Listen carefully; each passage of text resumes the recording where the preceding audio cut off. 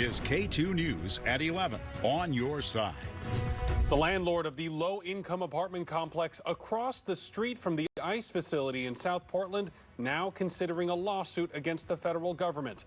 That landlord, Reach Community Development Corporation, which is the nonprofit that owns the Gray's Landing apartment building, it says the repeated use of chemical weapons by federal agents is having a direct impact on the health of its residents. Good evening. Thanks so much for joining us tonight for K2 News at 11, everyone. I'm Barry Mangold. We've been covering the protests at the ICE facility since they started back in June, and we've showed you the use of chemical irritants, pepper balls, and more. K2's Jennifer Singh joins us live from Gray's Landing tonight. That's just across the street from the ICE building. And Jennifer, many residents are telling you they are hoping for a lawsuit. Why? Well, Barry, yeah, like you said, many of them say they're ready to testify.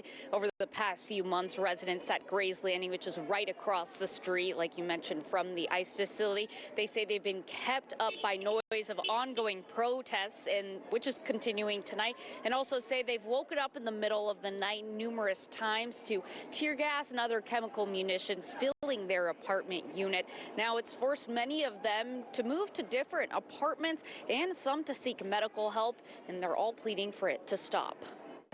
They did the tear gas and the smoke bombs at least twice last month. Since June, protests have persisted outside the ICE facility in South Portland, a number of times resulting in tear gas, pepper balls, and other chemical weapons being thrown into the crowds, the fumes filling the apartments at the Gray's Landing building across the street. Each time after they did, I just got more and more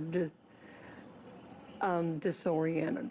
A number of residents at Gray's Landing say the repeated exposure has led to serious health impacts. I finally went to the doctor and got a diagnosis Wednesday for very mild heart failure. The building's owner, Reach Community Development Corporation, says it's now working with lawyers to weigh their legal options, acknowledging the physical and mental toll the situation is taking on residents. A lot of people over on that live over on that side, they're getting doctor's notes and such to move to a different apartment in here. Reach says since the protests began, they've passed out air purifiers and earplugs, installed air scrubbing machines, and have moved residents to the quieter side of the building if they ask. I know they can only do so much, considering they're supposed to be a nonprofit. While a lawsuit is not guaranteed, residents like Dooley say the lawsuit could be the push they need. I hope they do, and help distribute it to some of the people that really are affected most by this. Now, we asked the Department of Homeland Security what they say to concerns that pepper spray is harming neighbors. Now, they did not give us a response to that, but the Assistant Secretary of DHS said that agents are showing restraint. In a statement, they said in part, quote, "The First Amendment protects speech and peaceful assembly, not rioting. DHS is taking reasonable and constitutional measures to uphold the rule of law and protect our officers." Now, Gray's Landing residents tell me they do have plans to talk with Reach's legal counsel coming up on Monday.